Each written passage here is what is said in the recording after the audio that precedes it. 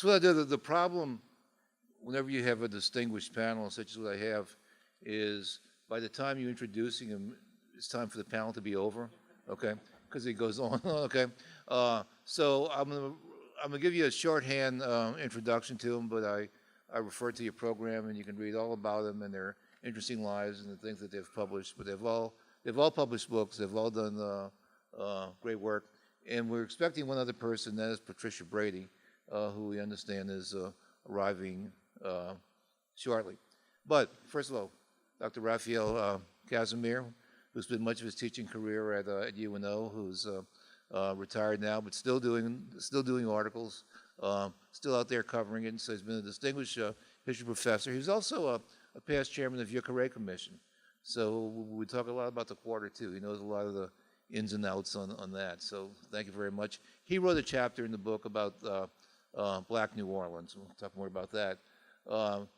John Kim, who's been a historian, he's done a lot of magazine articles for us with New Orleans Magazine, and including in this book, he did the beginning piece, sort of like trying to bring together all 300 years, and just done a lot of research in a lot of different areas. He has a book about Morton Berman also, doesn't he? So, and does a lot of art writing. He does an art column for Louisiana Life. And Ian McNulty, who's done books. He's a food writer. He is the food writer for the New Orleans Advocate. Does some really good stuff for it. Has books too, not only about food, but he was one of these guys who didn't leave after Katrina. So he stayed in his neighborhood when there wasn't even any people left, and talked about that experience. And entering the stage now, okay, is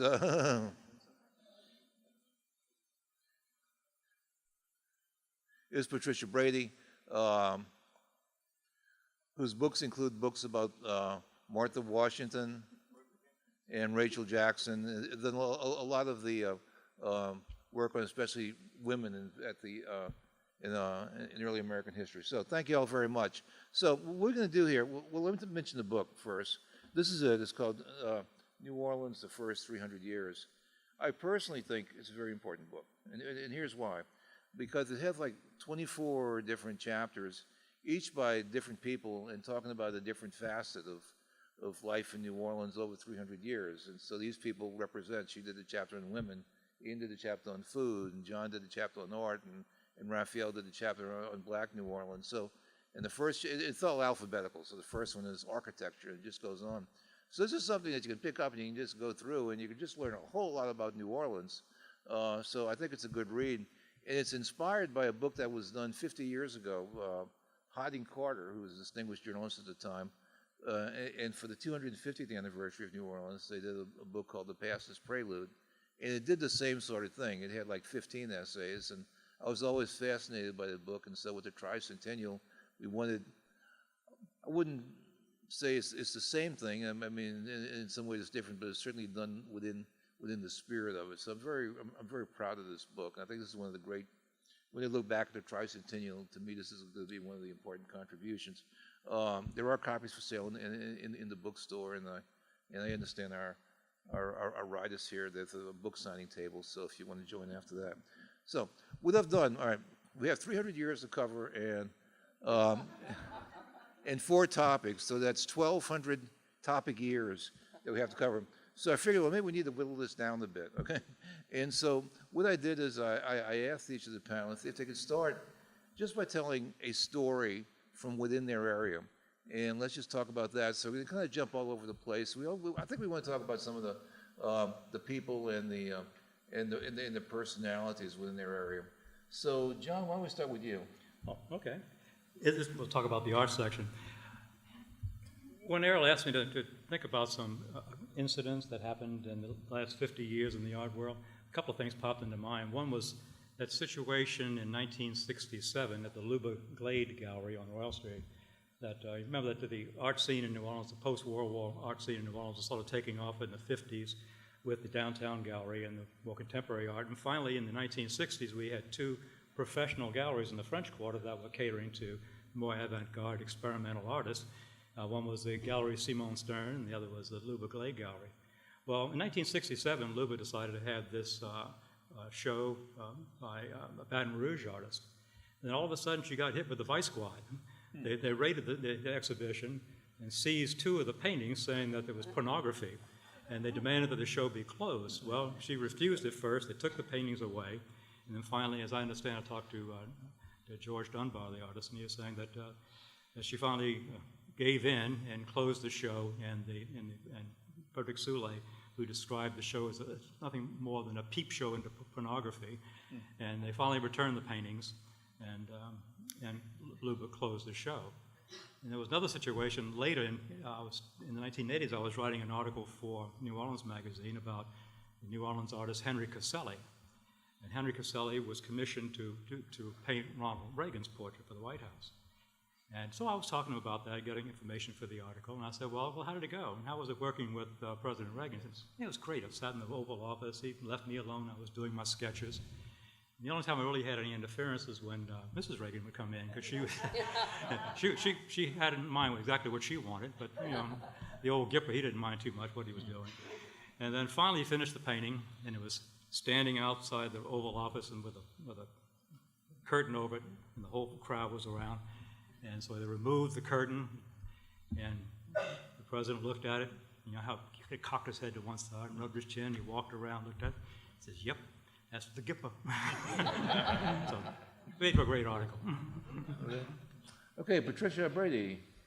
Well, and I am last in the book. I should mention that I'm glad to know it was alphabetical. I thought it was for some other reason. Yeah, let me qualify that fact. Yeah, it was. We decided, well, how can we arrange these topics that won't offend anybody? So we said, let's do it alphabetically. And all of a sudden, we realized women would be last. But first in our hearts. Okay, but that's just the way it went. Okay. It's good that the Zydeco chapter had come. Zydeco, of course. Well, let me just give everybody a piece of life advice. When you're running late, do not trust Uber. That's all I can say. Sorry to be late. But We just started. well, in all my years, which is going on now, I guess 35 or 40, writing about women in general, but particularly Louisiana women, because there's so many who are so interesting and have done such things that you really care about, that I've really come to the realization that when you start with New Orleans, you don't start with white women. That New Orleans was not a white town. New Orleans was a nothing town. It wasn't existing before 1718. But when it did begin, the people who came, the Europeans who came here, were generally French Canadian, and they didn't bring their wives down here. I mean, this was a cypress swamp. It was really nasty. No woman with her salt wanted to come here. And so you look and see, who are our foremothers? Well, first of all, are Indian women, Colapisa and Chitimaca. And they are people who lived in the area. To the eyes of Europeans, again, it often seemed like empty space. That is, the space wasn't built in the way that they recognized as a town. But there were others living here, both of those groups. And so these were the first women, and then the second women who came were Africans. Really and truly, if you look at New Orleans, some people say, people who are feeling that way say, oh, what's all this multiculturalism and really, we started off white and so forth. It's not true at all. And that's part of what we've got to look at is who was there and how did they live and what did it mean? So I have one particular Chitimaca woman I'd like to mention who was here in 1718, right at the beginning.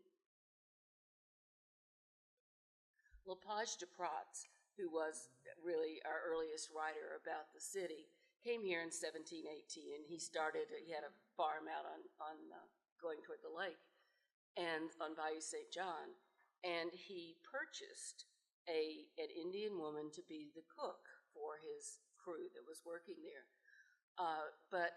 And she was there, but if she'd wanted to slip away, she could. I think she kind of enjoyed the situation of watching everything that was going on. Well, one night they have a fire outside, and all of a sudden she's shouting. Of course, they don't speak each other's languages either. So she's shouting, come, come, come. And he rushes out, and there's a 6-foot alligator has crawled up out of the bayou. You know, there were snakes and alligators all over the city. And so crawls up, and he's looking at their, sort of entranced by their campfire. And he panics. Lepage de Prats runs inside, and he gets his rifle. He's going to kill the monster out there. And he comes out, and the girl picks up a great big stick and beat the thing to death. and he goes, "Whoa, what?" And she's laughing. She said, "You don't need that gun. We just even our kids beat them to death with sticks." Now that's a foremother worth having. By the way, a household tip you all should remember. That's you, okay. When you see an alligator, beat it with a stick. Anyway. I'm calling the guy with the rifle. Raphael? Good morning. My inspiration for my article was my father. My father grew up in the French Quarter, and I remember a year or so before his death, we were driving through here, and he asked kind of rhetorically, "Why are people so excited about the French Quarter?" And he mentioned when he was living here in the late teens and the early 1920s, nobody lived here but blacks and poor Italians. And when he moved out of the quarter to Tremé, that was like a step up of what the quarter had been at that particular time. When I first wrote my little article, actually, I didn't use the title "Reverse the Blackout." I had called it "Black New Orleanians on the Eve of the City's Tricentennial." I guess that was too long. But what I wanted to talk about was a retrospective on survival and resilience, and it's something that I had been thinking about for a long time. The age-old attempt of mankind to subjugate other people, and very often in the name of religion. And this really came more into focus for me. I don't know how many of you watched Masterpiece Theater, most recently Victoria. And there was this scene on the Irish famine, and it just came back to me, all of the negative things they were saying about Irish, because Irish Catholics. If you had substituted the word black, it would have been the same thing. And I just found that Victoria was so remarkable because she had empathy for other people. She had grown up basically a very lonely child, and she could empathize with other people. And she was told by one of her ministers that the Irish were protesting against paying tithe. And she'd say, "Well, why should the Irish pay tithes to a church they don't belong to?" I mean, other people, thought, no, that's the way you're supposed to do it. And it's the same thing about discrimination. People discriminate against other people because that's the way you treat certain people. And you ask yourself, why? And it's something that, of course, that probably comes from a lack of empathy. Put yourself in another person's skin. Why do we treat people this way? Why do we think it's okay to treat people differently? Why do we have to treat people differently because of their religion? And so much of the discrimination that we face even today is because we're not Christian, we're not Jewish, we're not Muslim, or if you're Hutu and you're not a Tutsi, or so many other groups. And it's something that I guess was sort of an unended end to my little essay. If we could somehow or another get people to think about who they are in relationship to other people. We have not reversed the blackout. I don't know that we ever will, but I think we can begin. I was thinking that it might be hopeful. Today is the day that you have all of these kids, and that's basically what they are in Washington, D.C., talking about marching for their lives. And maybe this would become a part of this movement to end this kind of way that we attempt to divide people. And I'm reminded about the French writer Victor Hugo, who says that nothing is more powerful than an idea whose time has come. Maybe an idea has come. Maybe we'll put in motion a time when we can cut, at least if not respect people's differences, learn how to tolerate people's differences, because it may be our only solution for the future. Okay, thank you. Okay. Okay. Ian, it's a tough act to follow, but I know you can do it. Well, I'm actually going to tack on to Pat's story of the foremother with the alligator there. Little known that afterwards, after killing the beast, it ended up in the pot with some Trinity, some tomatoes, some bay leaves, and the very first sauce piquante was cooked right there. That was taken for granted. Yeah, I mean, that's probably not true, but it should be. When Errol asked me to do a story for this book on food, I was honored, but also a little bit intimidated. I mean, I write for a newspaper where, you have the comfort that every day there's a new one, and online you can refresh that page anytime. But, 300 years of food history, how do you fit that in? I mean, 300 years of history, think about the number of meals. Just, if you figure most normal people in this town have 5 or 6 a day, you multiply that by 300 and the number of people who lived in the city, plus all the millions of visitors, I mean, that's a whole lot of food. So where do you even start? Do you start with, a particular restaurant? I don't think so. A chef? Not really. A dish? You've all heard the gumbo metaphors. I don't need to wade into that one again. But I realized it was really, I should focus on what I try to do with all my stories for the paper, which is, write about food and write about food culture, but really it's writing about the relationship that this city has with its food and how that kind of transfers to its identity. When I write about restaurants or a particular dish or a food trend or even a personality, I realized a while ago that it wasn't so much, people want to know where to eat, they want to know if they're getting a good deal, they want to know what's new. But I think people in this town, they want to understand why they care so much about food. It's the topic of conversation that pervades the city. It's what draws visitors here. It's what everyone in this room, everyone at this table has in common as New Orleanians, is that we are interested in and talk about and pursue food. It's a part of our economy, it's part of our culture, but we take it very personally. It's like a hobby or pursuit. And sometimes I think I have more in common with the sports writers at the paper than anything else. Because the meal is the game, but even after you know that the Saints lost by a field goal, you still want to talk about it, and you still want to know the running back's backstory and how the head coach really got here, and you're free to second guess the decisions of these experts, being the chefs or restaurateurs. Much the same way our colleague Tom Fitzmaurice still runs a radio talk show where people calling in. It's a lot like the second guessing the quarterback on Monday. Why did they put the peppers in first? I mean, that's idiotic. Where did that guy go to culinary school? Is he blind? But I've had a lot of fun with it. It's I'm a transplant in New Orleans. I grew up on the North Shore, a little place called Rhode Island. It's about 1,300 miles north of Mandeville. But anyway, I figured most people around here, if you say you're from outside of New Orleans, it's all the same thing anyway. So, yeah, it's well north of I-10. Let's put it that way. And I didn't know anybody when I got here, but I quickly learned that just through my own gluttonous interest in food, I could strike up a conversation with anybody, and I didn't have to invent anything. People were dying to talk about the next meal, the last meal. And it really is, it's not just sustenance, and it's not just a corner of the economy. It is really this thing that people identify with personally. It's New Orleans food. So what is it? What makes it unique? What sets that hook for people? And, what are the powers that it has to bring people together? To the point that Mr. Raphael was making, it's... Everyone can sit down at the same table. Everyone likes each other's foods. It can be quite divisive, of course, but the opportunity that food and hospitality has to bring people together is tremendous and probably more important now than ever. But it seems like there's a common thread in just about all of the comments, in that New Orleans was like the first really city in the United States that wasn't all white Anglo-Saxon city. I mean, it became a multicultural city, and that influenced the city in many ways, including the food, ultimately. What do you say?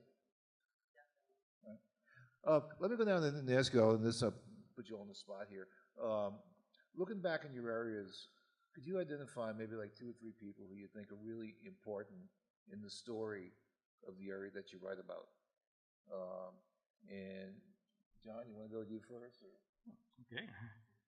Well, the book covers the last 50 years. When you're dealing with art, you can go back into the mid-19th century, and you're literally dealing with hundreds of people and artists who have made a contribution in one way or another.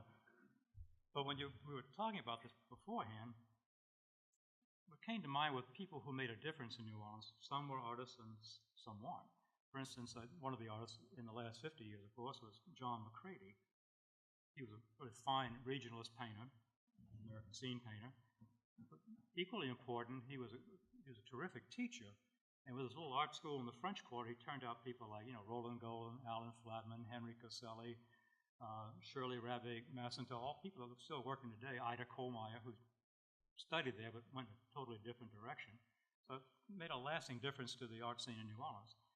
Then you had people in the 1970s, a group of young artists, Bob Tannen and people like that, who got together and saw that the art scene in New Orleans was kind of not taking advantage of all of the young artists and experimental artists coming out of the universities, and they created the Contemporary Art Center in the uptown section.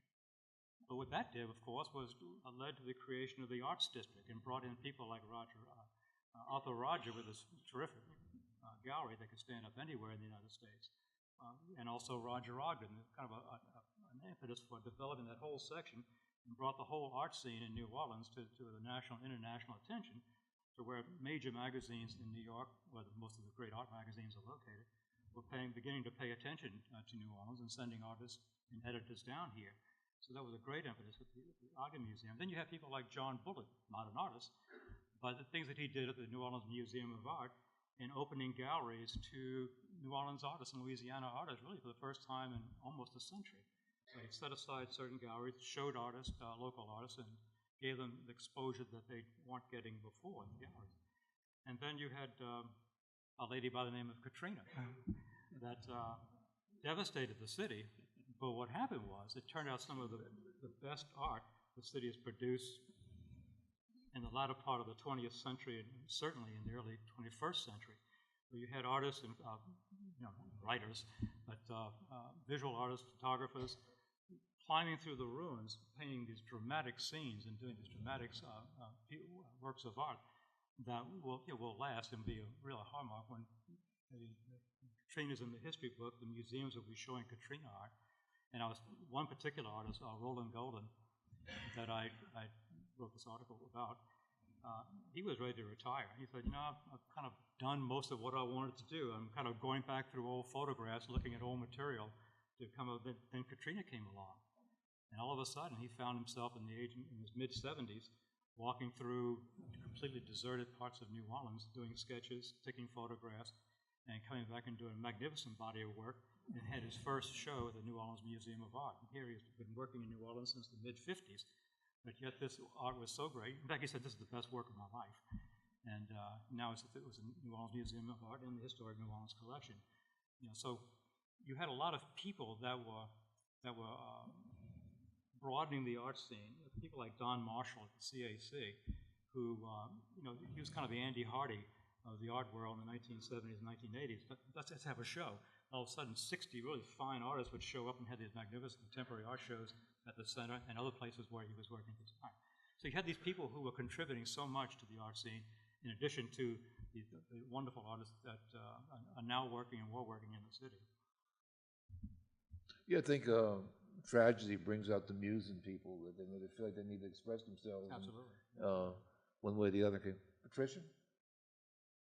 Well, I think to just pick a few, there are so many important women in our history, of course, but I think one that's particularly left her mark is the Baroness Montalva. She was born here, a French Creole, and her dad was a Spanish Creole who was very important, very wealthy, and he's the one who gave the money to rebuild the St. Louis Cathedral, the Presbytere, and the Cabildo. So he's responsible for the whole backdrop of the iconic view of the city. He owned also the land on both sides of what was then called the Place d'Armes, the Jackson Square, and that had gotten very, very slummy. He died when his daughter, Michaela, was very young. She married a cousin, moved to France, and spent a lot of time being tortured by her father-in-law who wanted her fortune. If you just sign over every penny to me, I'll let the servant speak to me, for example. At the dinner table, everyone was forbidden to speak to her or to look at her, that she was just a non-person. And she stood up through it all. Her father-in-law then decided to take the shortcut and shot her 4 times in the chest to finally get the money. She had her hand up like this, and she had bullets in her body, and she had a very mutilated hand for the rest of her life. But she didn't die. So then finally in despair, he went and committed suicide. So fine for that. Yes, Yeah. So then at last, she could seize some of her power, which means her money, and she loved architecture. And she designed with professional architects, but it was her vision that went into it. She designed the Pontalba House, which today is the residence of the U.S. ambassador in Paris. Beautiful house. And she decided to go back to her hometown for the first time ever and see about this property that her father had left her. And she got back, and here the Place d'Armes is really, really scuzzy. You know, the French Quarters is in a decline. They're just shacks and so forth along the sides there. And so she decides she'll make it modern, like Paris. You know, it's a very Parisian building, vintage. And so on the 2 sides, she sends all the shopkeepers and everybody, sends them away, knocks down all those crummy houses, and builds the Pontalba buildings.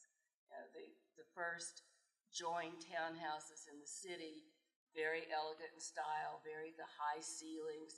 It looks somewhat like the Place de Vosges. It looks somewhat like the Rue Royale. It's a shopping arcade meant for high-end shoppers, and then upstairs are 2 floors of elegant houses looking out at the square, which she also beautifies, and also puts in money for the statue of Andrew Jackson. And so that was, building those really gave a boost to the French Quarter. It was going so far down. Its whole history has been up. You know, it's right now, of course, it costs $1 gazillion to buy in the French Quarter. In the early 20th century, it was where the Bohemians went because it was cheap living in cute buildings. But the other thing she did that really has made the city what it looks like is that she ordered cast iron balconies from New York. You know, they get those big balconies that people call it wrought iron, but it's not. You know, wrought is made by hand. They're cast in a mold.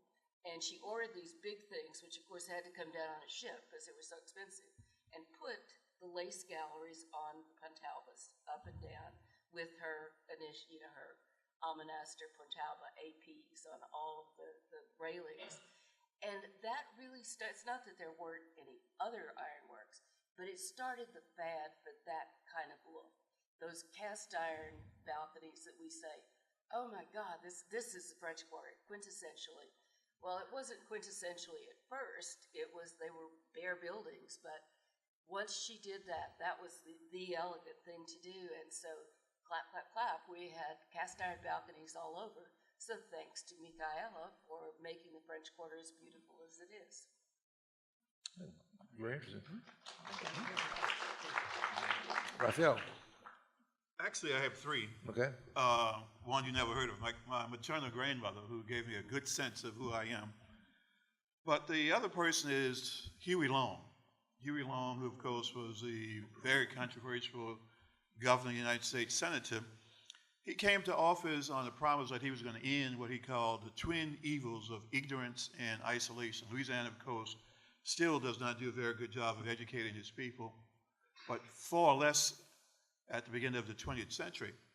And isolation, the state did not build many highways, and he said it was a conspiracy to keep people from moving around, seeing the world as it was. And he began a modern highway system. He also began to provide free textbooks, the first state in the Union, Louisiana, to provide free textbooks to students, whether they went to private or public schools, was here in Louisiana. I tell my students, you can laugh about Louisiana, but there are a few good things that we can be proud of. And Huey Long, of course, provided less for blacks, but more than they had been given before. Under the so-called doctrine of separate, and I call it unequal, blacks began to get a little bit better, began to get books more than they had gotten before, and as a result, education improved somewhat. My grandmother was a very strong supporter of DeLong. She did not vote while Huey Long was alive, but she was a very strong supporter of his brother, Earl Long, who was a three-time governor of the state. And Earl Long, of course, had come to power by making a coalition with black voters and organized laborers and others. The other person was Dutch Morial. Dutch Morial, who obviously benefited from some of the Long legacy. Dutch achieved a number of very, very serious firsts. First black to graduate from LSU Law School, the first black to serve in the state legislature in the 20th century, and of course, he was the first black mayor of the city of New Orleans. I knew him quite well, and I often mention that his life was the example of achieving amidst adversity, that he didn't take no for an answer. The fact that something was one way today did not mean it could not be different tomorrow. And Dutch Morial, of course, didn't live very long. He died at only at the age of 60. But I remember one of the last conversations that we had before his death. We were in New York City. He was a member of the NAACP National Board of Directors. And he mentioned something that I had not known about, that when he was growing up, because he also lived in the French Quarter, even though his family was light complexion, and actually his father did in fact pass for white, he mentioned that he saw people, he played with people who were his color, in some cases they were darker, they were white, who had privileges that he did not have, but he was determined that he was going to do something, make the world different for not only himself, but the people who he interacted with. And I thought about that when he died. In fact, I wrote his wife a little note. I said, the one thing that people misunderstood about him, they often called him arrogant. Arrogant was the buzzword for blacks who were uppity, was that he was angry in the sense that he knew that if he was not discriminated against because of his race or color, the sky could have been the limit to what he could have achieved. Even so, he did in fact achieve quite a bit. Thank you very much. Yeah. Ian. Yeah, so with food, this is a question you could start with the restaurateurs, even the very earliest ones, Antoine Alciator of Antoine's Restaurant, who, set the die for what New Orleans French Creole cuisine was going to be, and its appeal for tourists, and syncing it to the French cuisine done in the New World. Or you could flash forward a century to like Paul Prudhomme, who was this needed ambassador at the time and this pioneer for all these things that we think of as modern food trends now, kind of creating the identity for that regional food that still is all the rage. But really, or for that matter, Ella Brennan, who had the good sense to hire him, and then Emeril Lagasse afterwards, not a bad track record there. But really, I think when we talk about food, the most influential people in New Orleans, the undercurrent for all of this are the mothers and, in large part, the fathers of New Orleans, who cook, who instill this sense that food matters, that food is different, and that food is your own in this city. Because really, if it was just restaurants and chefs and restaurateurs, then this wouldn't be any different than any other city with lots of restaurants and lots of tourists. But it's the people of New Orleans, the way that they were brought up, the evocative memories that they have wrapped around food and family, and how indistinguishable that all becomes, their joy of sharing that with other people, their ingenuity in spinning that into business ideas in the restaurant realm, and just their hospitality in their own homes and at parties and through Mardi Gras, and like every corner of New Orleans life, right down to the repast and the death and the street food that hopefully accompanies your jazz funeral, is somehow tied to this. And it comes from the home. It's New Orleans people have not just high standards for food, they have very particular ideas of what flavor is, what quality is, and what is their own food. And I think that gets back to my original point earlier about why New Orleans people are so attached to their food. I mean, they have been raised on these stories. This is one of the things that makes us who we are, makes us different from everywhere else, even our near neighbors in the Deep South. And it's that, it doesn't have to be Creole, it doesn't have to be Creole Italian, but it's New Orleans food And you can that's the wick. I mean, that's every conversation that you have with New Orleans people, whether they're talking about it explicitly or not, somewhere in the back of their heads is that family table, the experiences they had with their grandmothers, their parents, their siblings. And the beautiful part about it is you see it being transmitted to the next generation. This is, the restaurant trends will come and go and churn, but I see my nephews and nieces who are growing up now, and they think it's perfectly normal that after a crawfish boil, everyone spends hours digging out the shells and freezing them so that in a few weeks you can make your crawfish bisque around Easter time. And they think it's, of course, normal that out in the backyard, somebody is hammering away at oysters in the fall, at halftime of football games. This is the backdrop as much as the cast iron of the French Quarter, as much as the beautiful artwork. This is the things that people grow up with here that, makes them part of the club. And they know also that it doesn't travel very well, right? New Orleans food fails to thrive if you try to transplant it, even with the same ingredients. If you don't have the cultural landscape, it's not the same. And so that's one of the reasons why I think that people are so protective of it also. But I really do think that if we're talking about what makes New Orleans food special, it's a home kitchen and the people in it. Could I just to get back to women. I think one thing that is so noticeable here that Raphael was just commenting on to me too, that I feel really sorry for men up north and all who don't know how to cook and are proud of it. I could scramble an egg, otherwise the little woman takes care of it. Here, a man who can't cook is pathetic. Yeah. It's like, wait, you don't know how to boil crawfish? What good are you anyway? So I think, in a way, it's taken what might be the woman's setting and made it our setting, all of our setting, and that's important. Yeah, great point. In fact, as tribute to the comments, while Ian was talking, I overheard these two talking about making a roux. So that was sharing recipes. Blonde or dark. Yeah. Let me just make a few comments about and follow-up questions about some of the things I heard. First of all, when Raphael was talking about Huey Long, it brought to mind a conversation that we had before this panel, in that this hotel, for many years, was the place where candidates, like candidates for governor, would have their election night victory party, especially Edwin Edwards. Edwin Edwards had every one of his victory parties here. And I think it might have been Union or a Democrat thing and all this, but John Bell Edwards also had his victory party here also. And he told a story that his grandfather had been elected sheriff of Tangipahoa Parish in like 1932, and the election was that day. And then later on that day, his grandmother came and stayed at this hotel, stayed overnight, and the next day bought a copy of Picayune to see if they won. Right? And so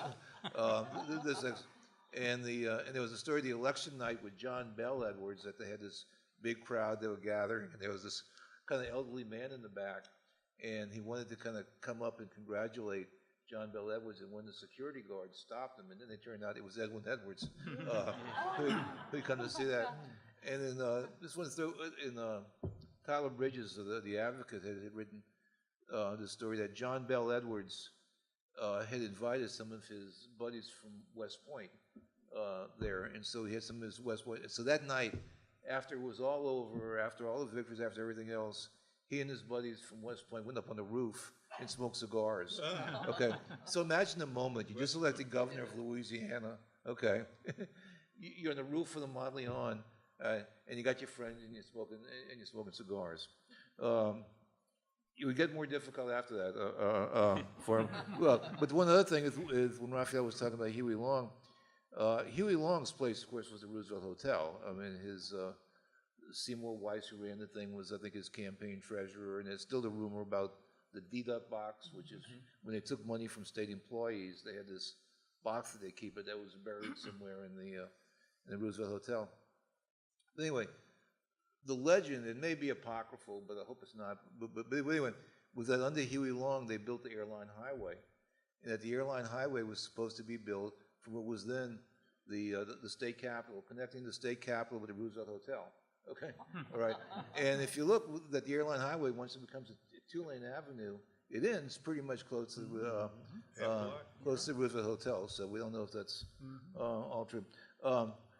John, in mentioning your artists, and yeah, we asked a lot of the writers kind of emphasize the more recent past, but one of the ancients that I think is important to the story is John James Audubon and the impact that he had on it. Yeah. Well, the nationalist painting, but more so in the 19th century with New Orleans. You had, when landscape painting really came in, and after the Civil War, people like Richard Clegg, so that the father of the landscape painters, Audubon, his audience was the world, not so much New Orleans as it was the world, and he stayed here a very short time. But it was others that came into New Orleans that found, after the Civil War and Reconstruction began moving into New Orleans and introducing landscape painting, it really took off at that period, beginning with people like Clegg and Meeker and Rustling Meeker and so forth, with that type of painting. And became very rich, and it became the really golden age of New Orleans landscape painting in the late 19th century. Yeah. And then moving up into the 20th century, but certainly important to the landscape sculptor Enrique Alvarez. Well, he's one of my favorite. Alvarez, yeah. You walk through City Park and Charity Hospital, you see that magnificent work. And also at the airport, the old New Orleans airport in the front, Lakefront Airport, that they've just recently restored. That came out of that whole Depression era art period where you have Javier Gonzalez and other painters that were working in the post office and the public buildings. But Enrique Alvarez, and he just died of 15 years ago, but he's left a tremendous legacy in City Park with the sculpture garden there, also in the old Gorman in Audubon, and even down to the benches and the bridges. So he left a tremendous legacy in New Orleans. Okay. And Patricia, another name, I know it's limitless in terms of names, but another name that came to mind was Margaret Hardy. I'm sorry. Margaret Hardy. Oh, yeah. Right. Yeah, I mean, she's speaking, I'm thinking again about Raphael's analogy between blacks and immigrants and Irish. When you read about the Irish potato famine and read some of the things that British writers wrote, and they call, the white chimpanzees there, and they, do the pictures with the big, long upper lip and all the patty jokes and all of those things.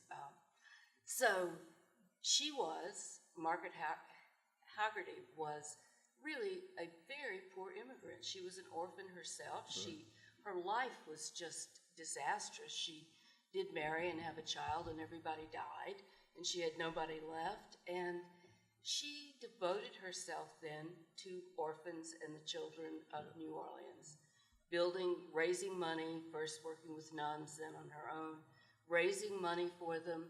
And one of the things she did, she considered, of course, is how do you feed all those hungry little kids?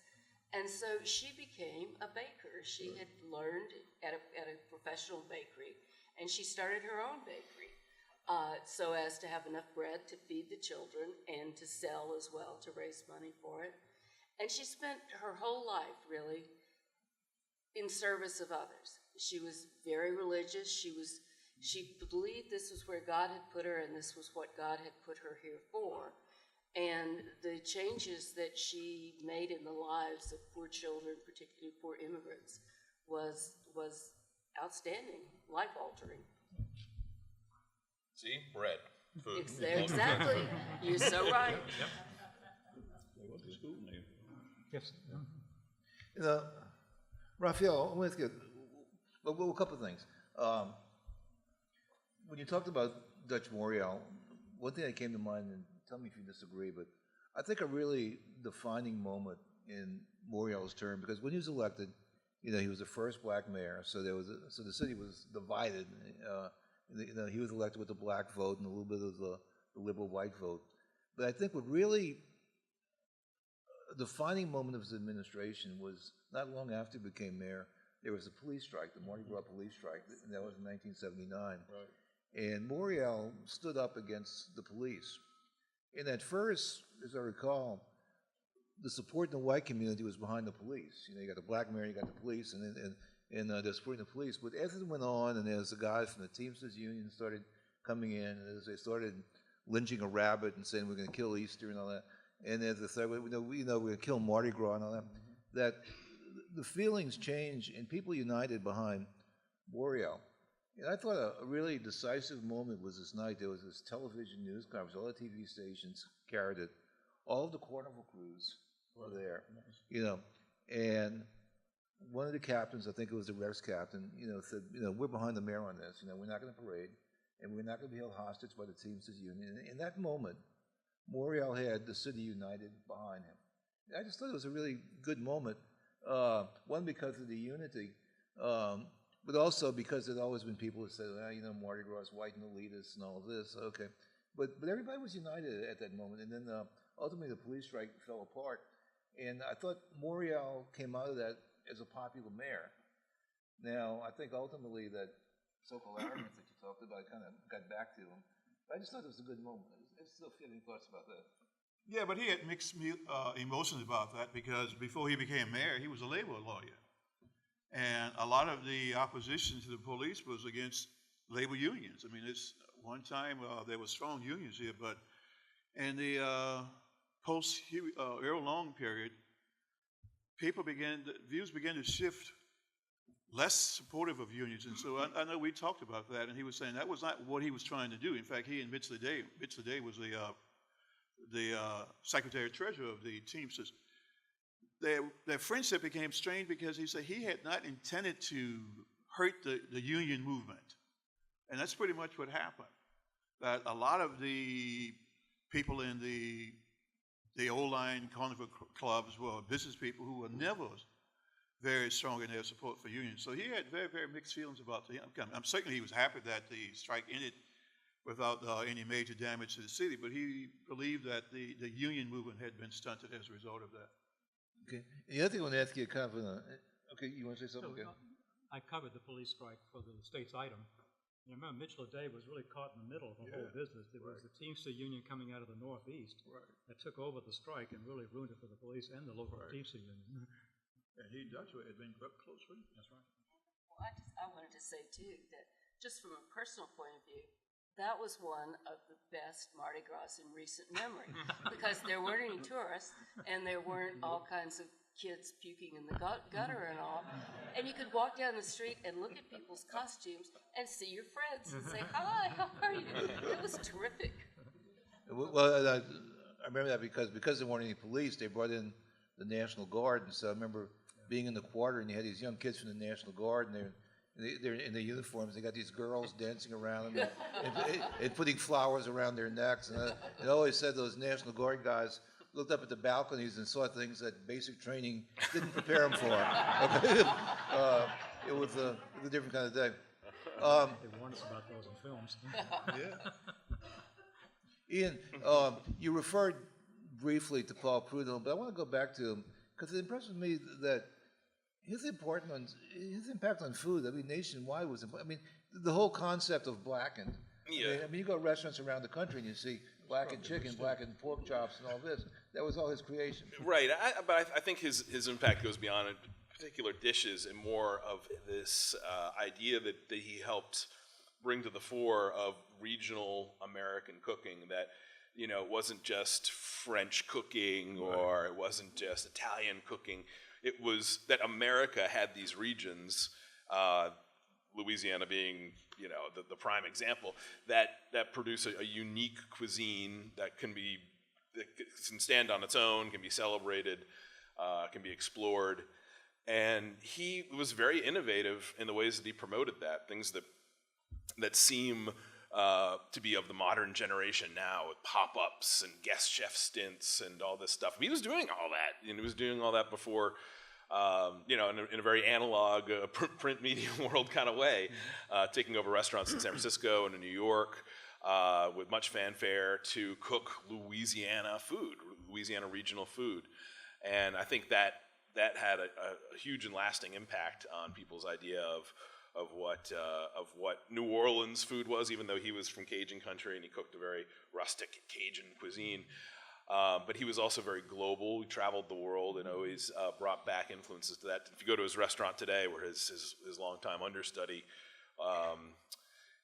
is running it just as it was, I mean, it's really a tribute to him that continues there. But you can get flavors from India to Mexico that have been worked through this Cajun lens. But he was an ambassador. He set up other people in business. He encouraged other people. There's a network of restaurants that are out there that would not have existed without him directly. To say nothing of the inspiration that he had all over the world.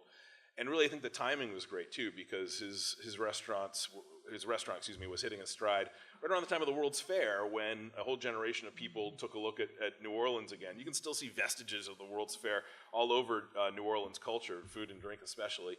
And when New Orleans was showing itself to the world as this modern city, a lot of it came through its food, and he was the main guy. I mean, he certainly looked the part. If you take the combination of that, and then Al Copeland with Popeyes, that they kind of redefined Cajun cooking as being hot and spicy. I mean, it was always seasoned food, but it wasn't always necessarily hot and spicy. But after those two, I mean, it became Cajun food is hot food. Yeah, we've been trying to make the case ever since that no, Louisiana food doesn't have to be hot. It's not going to burn your mouth off. It can. But that's not the defining characteristic of it. The defining characteristic, which both the men you mentioned were great at, is this layering of flavor. That it's something that's cooked deep down. That it's not necessarily about the pristine ingredients so much as the flavor that you can draw from all of it, and even including what's sometimes cast off in other kitchens. Okay. Raphael, I want to go back to you with a different hat right here, because you also served for many years on the Vieux Carré Commission. Yeah. I think you were chairman at one point. Okay. 3 times. And so I know you have some passion and feeling about the French Quarter. Whenever you talk about the Quarter, the topic is always what it used to be. I mean, the Quarter never is what it used to be, but it can still be something that's very good. But you were there kind of like at the transitional period of the Quarter. Could you just comment briefly about it? Well, one of the things that I do remember, Dutch Morial was mayor when we had the World's Fair. In fact, he was the one who pushed very hard to get the World's Fair. But probably the biggest contribution that he made that most people probably will not remember would be the French Quarter Festival, which is coming up. He proposed that as an attempt to get New Orleanians to come back to the Quarter. You may remember that the streets were broken up, and there was a lot of construction going on as they were preparing for the World's Fair in 1984. And he said, we need to reorient people who live here to get back into the Quarter. And the French Quarter Festival, of course, is unique in that there's no entrance fee. It's really one of my favorite festivals. And I remember after the first festival in 1984, we had him to come down and critique it. And I was just amazed at his insights, his suggestions of how we could make it stronger.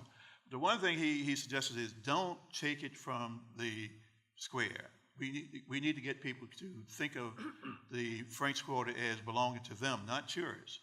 So again, he had been born here, so he had deep roots here, and that was something that I will always remember. I remember when he came down to present awards.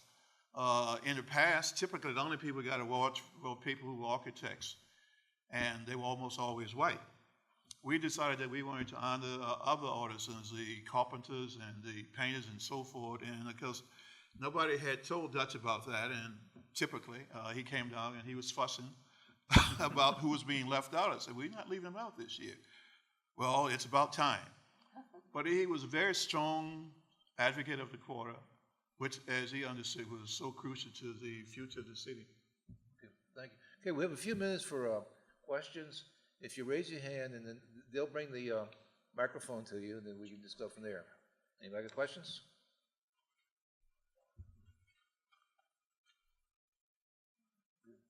Just a quick question with regard to where do you place Noel Rockmore? The question is, where do you place Noel Rockmore? Oh, he was a fabulous painter. I interviewed him many years ago for an article, and unfortunately he was going through some serious problems at the time, mental deficiencies, and I sat with him 3 hours while he talked at me, and he'd gone too far, but his work was just really wonderful. In fact, I was talking to the other artist, Roland Golden, and he said that Rockwell was his favorite artist. His Preservation Hall portrait series was just outstanding. He was an excellent artist and a brilliant man too, initially. Okay, anybody else? All right, well, here he comes. Please identify yourself too. Hi, I'm Lisa Demore. I'm on the board of the festival, and I'm a playwright. I live in Broadmoor. And by the way, she's underselling us. One of the great playwrights in New Orleans. Why, thank you. So my question is, I travel a lot to New York, and I'm always bragging to my friends that when I'm at home in New Orleans, I'm in the most diverse rooms. Whether I go to eat at a restaurant or to a club. Because in other cities, I find people are so in their silos. And one of my most favorite things to do is to go to the Pinettes show on Friday night at Bullett's bar. The Pinettes are an all-female brass band, black brass band. And when I'm there, I'm a minority because it's a majority black bar. But I'm also in an intergenerational space where there's like people of all ages. And my question to you all is, as New Orleans faces gentrification and rising rents and home prices, what are your thoughts about the future of these kind of community, intergenerational, interracial spaces? How can we keep them? My first thought on that is, I think some of the great things that make New Orleans are done out in the streets and together and, without much of an entry fee. I mean, think about Carnival. Everyone does Carnival in their own way, whether they ride in a parade, watch a parade, live anywhere near a parade might be. It's something that kind of takes over. I think people of all stripes have this, the sense of like cultural ownership of certain things. Like you talk about New Orleans music, and it's not just like one generation that owns that, or people will cheer for the Grammy nominations of New Orleans performers, whether they would ever go to that show or not. And I see it with the restaurants too. If Commander's Palace gets some sort of accolade or emeralds, or some people who have never gone to that restaurant, think it's far too expensive, never would, are like filled with pride, right? Like, oh, that's a New Orleans. Yeah, see, people get it. New Orleans is great. That's why we live here. Thank you for the validation. So I don't know if I have a neat answer, but I think there are a lot of things that New Orleans shares that really only happen here and aren't transferable. Food, of course, is a big part of it. But I think if we find ways to remind people of what these things are, like Bullets and that Friday night shows there, that it is theirs, that that they do have, they not only do they have ownership of it, but they have kind of responsibility of keeping it around. There's things that people can do in their lifestyle by living like a New Orleanian that keeps it around, makes it vital. It's this isn't a culture that you watch; it's a culture that you live and you use hard. And one that you could easily become a part of. This gentrification is not anything new. People complain about it since the Americans first came in the early 19th century. And the only concern people have, if you come from somewhere else and you refuse to become a New Orleanian, but you can easily become a New Orleanian, people will welcome you, and you think in terms of the people who never lived in New Orleans, who join the Carnival cruise and participate in all the festivities. Good point. I'm from the North Shore, like I said. I fit right in. John, anybody want to answer that? Okay. Okay, let's take another question. Right over here, thank you.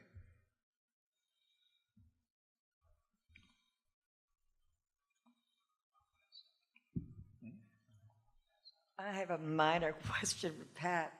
When you mentioned the Calapisa woman who had been purchased, Right. could you tell me who would sell her?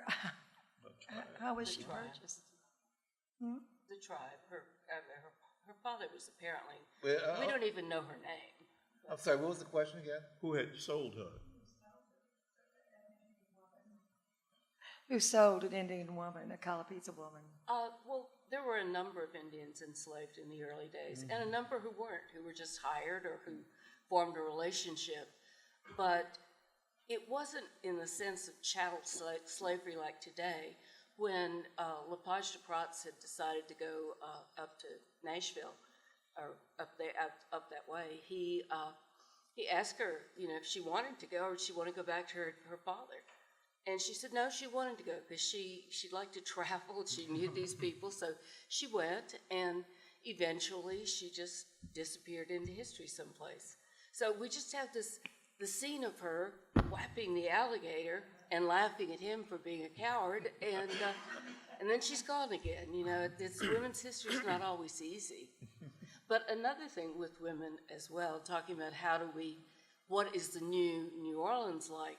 You think about after Katrina, that the Women of the Storm, that was founded by a very well-to-do, very socially prominent white woman, part of whose vision was this will represent everybody. And she and her friends got together, and then they went out and extended and brought all other groups of women in as well.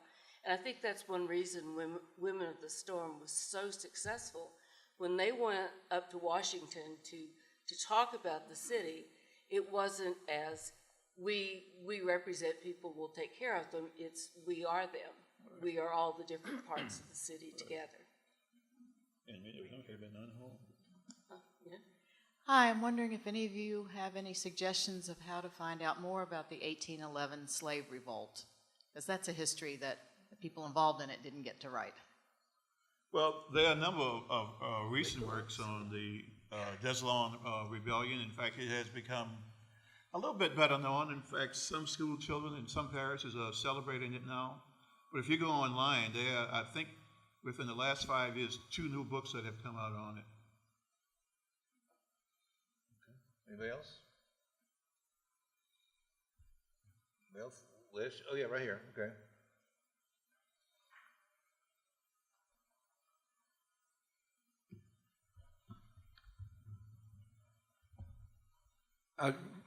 There were a number of comments about preserving the French Quarter, preserving New Orleans culture, but I also hear a lot of New Orleanians talking about how all these outside influences threaten to, dilute the city and dilute the culture. And where is the balance? I mean, isn't it important, because New Orleans always has had outsiders and immigrants, and isn't it important to keep that dynamic for the city to remain alive? I agree. Yeah, I think what Raphael brought up earlier is, do you arrive and become part of the culture and contribute to it, or do you arrive and say, this isn't how it was back where I was from, this needs to change, I as a newcomer here, when I first got here in '99, I set about trying to learn and the intimidating task of unpacking what all this is, and why do people talk about the food so much? I don't get it. Let me look into this. And you hear, wouldn't it be great if we had this or that? I think sort of the more modern annoyance is when people come and think, well, this is a backdrop for what I do everywhere, and these other things should change around me while I'm living my life here instead of joining the lifestyle of the city. I don't know if that's increased or not, or just people have a more a more readily available means to complain about it on social media and such. But I think the city would be in pretty poor shape if nothing ever changed, and if nobody new came in and infused their own contributions to what the lifestyle is. A good example, look at the Bywater section after Katrina. All of these young people coming into the city and breathing new life, art galleries, cafes, right in that part of town. So, it's just, sometimes outsiders have a fresher eyes to see and appreciate things that we locals don't. But wait, I want to be a negative voice here. That if you look all over Uptown, which is where I live, that the number of people who the first thing they want to do is buy an old house and knock it down, and put up one of those horrible new sort of fake garden district houses, and they squish it in. So we've always had small lots, but these are ridiculous. They're like 1.5 inches from the edge of it. There's no yard whatsoever.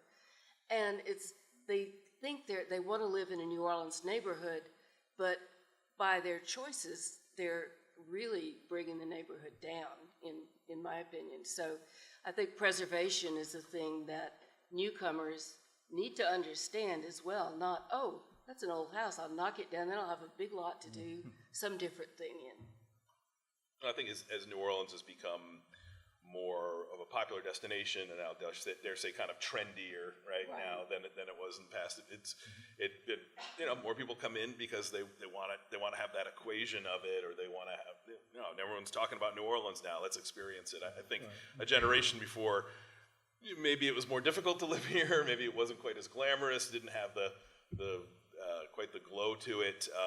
You really had to dig into the culture and love it to put up with the many travails it could throw at you. If I could just draw an analogy from Mardi Gras, that the people who started the early parades, like Comus and then Rex, these weren't like native Creoles, sitting around. These are people who were part of the migration from the East Coast migration that started with the Louisiana Purchase, and they came to New Orleans area. I mean, I think this is the dynamic you have. You had American ambition, all right, and New Orleans culture, all right, and they gel together, okay. And so these are the people who go and say, let's start a parade, let's get it going, okay. And then, but they borrowed from the French traditions and so the incorporation of those. And so I think we've profited from both those aspects. So anyway.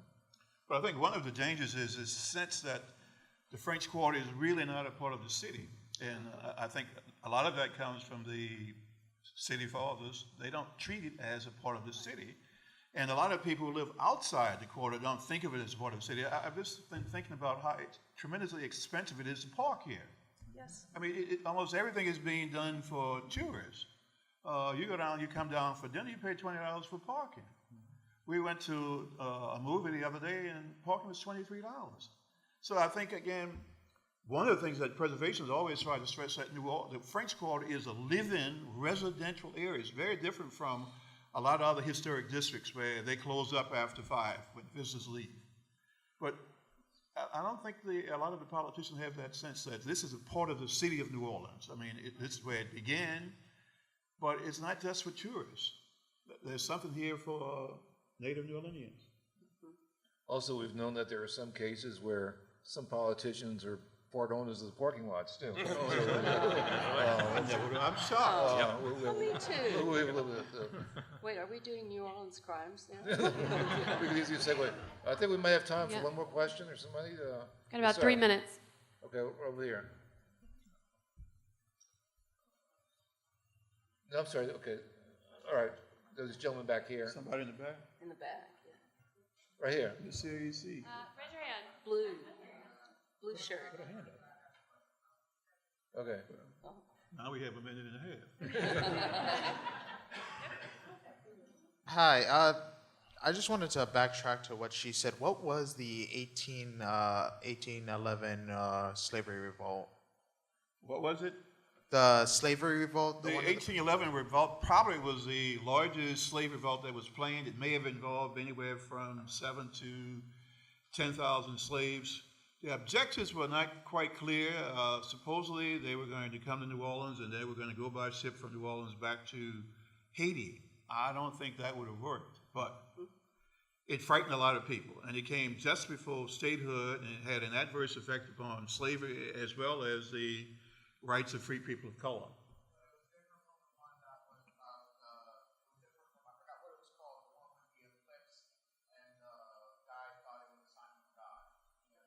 Oh, you're talking Nat Turner. Nat Turner was 20 years later in Virginia. His did get off the ground. Okay, I think we have. Can we take one more? Or are we done? Okay, right here. Quickly. Just a couple of minutes. Well, take the microphone. I could start talking. When we've been coming to the Tennessee Williams Literary Festivals for a number of years, so I feel comfortable coming to New Orleans. There was a woman who they were going to be staying at the Best Western in Slidell, and she had never come to New Orleans because she always heard about the violence, but there were some things that she wanted to see. So I was trying to reassure her about that. But how do you think violence has influenced the image of New Orleans? I think that's another book, don't you? Every large city has crime, and it dips and rises. And I know people who say, "Oh, I couldn't go to New York. I'll get mugged, etc." Right. It's just you take into account and are cautious and take care of yourself. Don't be foolish. Right. I'll say one thing though, that we have a couple of high-profile characters. So if there's a bad crime in the French Quarter, it's going to get national attention. Or if there's a bad crime at Mardi Gras, it's going to get national attention, even though similar crimes might be going on anywhere else. Okay. Closing round, and Ian, we can excuse you from this question, okay? But I'm going to ask each of you to name your favorite restaurant. But to give you a moment to think about that, I just want to acknowledge a couple of people sitting in the back row. Kathleen Calhoun-Nettleton, who's the president and publisher of Pelican Publishing Company, who sponsored this, who also did the book. And sitting next to her is Nina Coy, who was the editor of the book. She had to go through all this stuff, man, and all that. And then and so she was the staff editor, and from the editorial side, Peggy, who was the co-editor of the book. So thanks to all of you, and thanks to Pelican for making this possible. And remember, you can go over to the bookstore and buy a copy of the book, and they'll be there for a few minutes to sign it. So, closing question: favorite restaurants? Chez Moi. What's that? At my house. Oh, okay.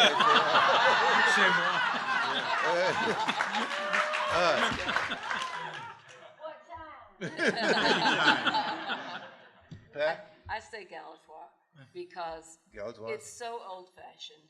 I just love it. You go, that's such a fattening dish. They call this stuffed eggplant, but it's all breading and shrimp and crab, and they should slim it down. I go, no slimming. We want the fat version. It's terrific. You get that. Okay, John? Well, fortunately, I have simple taste. A good poor boy Parkway takes care of it from there. Yeah. Okay. Ian, you want to answer or not? The next one. I'm always on the lookout. So okay, thank you. Okay. I'm a very optimistic eater. Okay. Thanks to all you. You've been a great audience. Thanks to you. You've been a great panel. And